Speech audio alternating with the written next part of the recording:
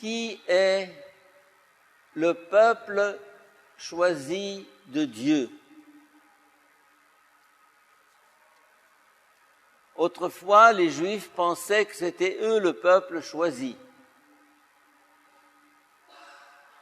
Puis les chrétiens ont dit, c'est nous le peuple choisi.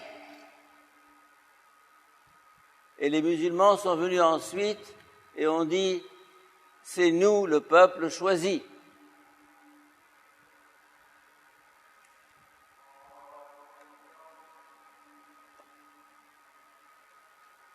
C'est-à-dire ceux qui entrent au ciel. Eh bien, cette semaine, 2 enfants ont rencontré le pape Tawadros II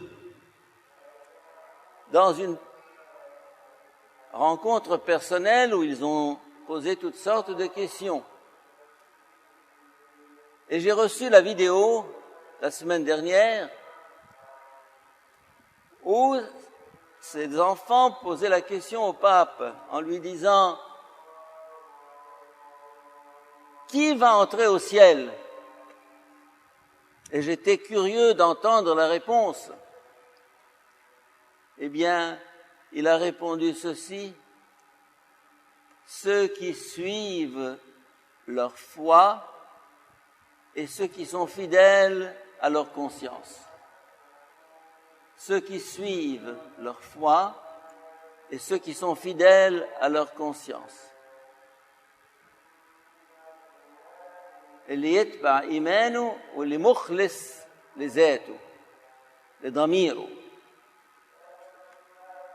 Eh bien, j'ai trouvé cette réponse du pape Tawadros vraiment remarquable parce que elle ne se situe pas dans ce que nous avons entendu depuis longtemps et est tout à fait dans la ligne de l'Église catholique depuis Vatican II, qui dit que ceux qui sont sauvés ne sont pas nécessairement les chrétiens, mais ceux qui suivent leur conscience. Dans le texte même de la messe, de la nouvelle messe après Vatican II, il y a ceux qui te cherchent avec droiture. Il n'y a pas les chrétiens, ceux qui te cherchent avec droiture, c'est-à-dire la droiture, l'istiqama, l'ikhlas ma'azat, ceux qui sont fidèles à eux-mêmes, ceux qui sont droits, ceux qui ne sont pas tordus. Eh bien, aujourd'hui, dans les lectures, nous avons l'exemple, dans la première lecture, Naaman le Syrien. Naaman n'était pas dans le peuple choisi de Dieu. Aujourd'hui, on dirait kafir. Et voilà que dans l'Ancien Testament, déjà, on montre que cet homme qui était droit, fidèle à lui-même, découvre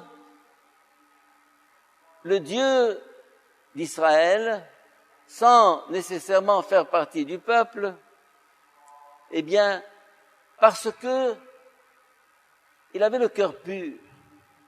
Il avait le cœur pur. Pas seulement parce qu'il a été délivré de sa lèpre, mais parce que devant ce miracle, il a reconnu la vérité de Dieu. Par contre, dans l'Évangile, nous avons des scribes et des pharisiens qui sont des gens de Dieu, des fidèles, des maîtres de la loi. Et ils voient Jésus chasser un démon et ils disent c'est par le prince des démons qu'il chasse le démon. Et alors, Jésus devient fou.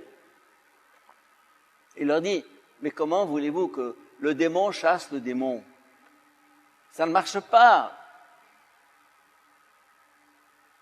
Et c'est là justement qu'il a dit « Tous les péchés du monde seront pardonnés aux hommes, excepté un seul. » Lequel? Le péché contre l'Esprit Saint, le péché contre la lumière, le péché contre l'évidence, le péché contre le soleil qui brille et vous dites c'est la nuit. Et là, à ce moment-là, ça nous rappelle la phrase de Jésus, je suis venu rendre témoignage à la vérité. Quiconque est de la vérité écoute ma voix. La vérité, celui qui est fidèle à la vérité, et nous avons aujourd'hui justement dans le petit refrain de l'Alléluia, mes brebis écoutent ma voix. Ça veut dire que cette voix de Jésus, cette voix de la vérité, celui qui est fidèle à lui-même, celui qui est fidèle à cette voix intérieure, cette voix de l'Esprit, eh bien, il est parmi les disciples de Jésus. Il est dans ce qu'on appelle le peuple choisi de Dieu. Et ceci me rappelle une phrase de saint Augustin qui dit « Beaucoup de ceux qui sont dans l'Église ne sont pas dans l'Église. Et beaucoup de ceux qui ne sont pas dans l'Église sont dans l'Église. » Ça veut dire que les frontières de l'Église ne sont pas celles de nos statistiques, de nos registres du baptême. L'Église n'est pas simplement l'institution que nous connaissons avec le pape, les évêques, les prêtres. L'Église est une réalité beaucoup plus large que celle que nous pensons. Et c'est là que la notion de peuple choisi est un piège. J'ai justement une brochure rouge là-dessus. Le peuple choisi, un piège. Parce que chacun s'imagine que parce qu'elle a été baptisée, il est dans le peuple choisi. Parce qu'il fait partie de telle confession religieuse, il est dans le peuple choisi. C'est un piège. Le peuple choisi, Dieu seul le connaît, parce que Dieu seul connaît le cœur des hommes. Ceux qui te servent avec droiture, ou bien dans une autre prière eucharistique, nous te prions pour nos frères et sœurs dont toi seul connais la foi. Dont toi seul connais la foi.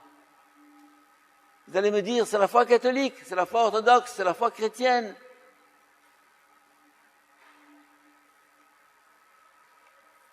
La notion de foi est une notion,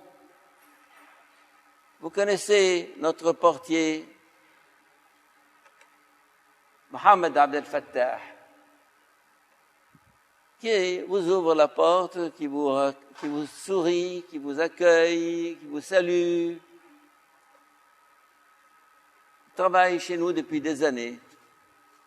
Un homme droit, souriant, serviable, honnête, jamais ne se plaignant de rien, pauvre.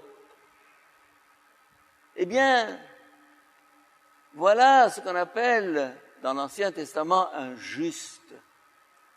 Un juste, celui qui a le cœur droit, celui qui ne triche pas. Et donc, aujourd'hui dans les lectures, à part Naaman le Syrien dans la première lecture, nous avons un Samaritain dans la deuxième lecture. 10 hommes lépreux se présentent à Jésus et Jésus les guérit tous. Les 10. Il y avait des juifs, il y avait des non-juifs. Et quand ils demandent à Jésus d'être guéris, Jésus leur dit, allez, vous montrez aux prêtres, et en chemin, ils sont guéris, avant même de s'être montrés aux prêtres. Les 9 se réjouissent, les 10 se réjouissent, mais un seul revient en se disant, c'est lui. C'est lui qui m'a guéri, c'est lui qui m'a sauvé. Il vient se prosterner et remercier Jésus. Et il dit, où sont les 9 autres? Où sont les 9 autres qui étaient des Juifs probablement, mais le Samaritain, l'infidèle, le kafir, c'est lui qui est revenu. Combien nos catégories devraient être changées? Combien nous devrions voir comment Dieu voit le cœur de l'homme? Combien la notion de salut est plus vaste et différente de celle que nous pensons? Et si Jésus est venu justement bouleverser notre notion de religion, c'est là-dessus. Dès le début de sa vie, il est rejeté par les Juifs, représenté par le roi Hérode, et accueilli par qui? Par des païens. Qui? Les 3 mages. Les 3 mages qui avaient suivi l'étoile. L'étoile est le symbole de qui? De cette vérité intérieure. Quiconque suit cette étoile intérieure est disciple de Jésus. Quiconque suit cette lumière intérieure est disciple de celui qui est la lumière qui éclaire tout homme venant en ce monde. Vatican II a fait une révolution. Vatican II a ouvert les portes du salut, les portes de l'Église, à tous, tout homme de bonne volonté, tout homme qui te cherche avec droiture, tout homme dont toi seul connais la foi. Eh bien là, je pense que, à la lumière de ce que nous vivons actuellement en Égypte, cette révolution, ces bouleversements, on sent un rapprochement des musulmans et des chrétiens à partir de la notion de quoi? De vérité, de justice, d'égalité, de démocratie, de droits de l'homme. Il y a là une réflexion à faire. Si l'Égypte de demain, au lieu de s'accrocher au concept étroit de religion, nous les chrétiens, vous les musulmans, si on s'ouvrait à une vérité plus large, c'est peut-être pour ça que le Christ est venu, casser les barrières, casser les ghettos, ouvrir les hommes les uns aux autres au nom d'une vérité qu'on n'enfermera jamais dans un credo, dans un dogme, dans une religion. Jésus est plus large que toutes nos catégories.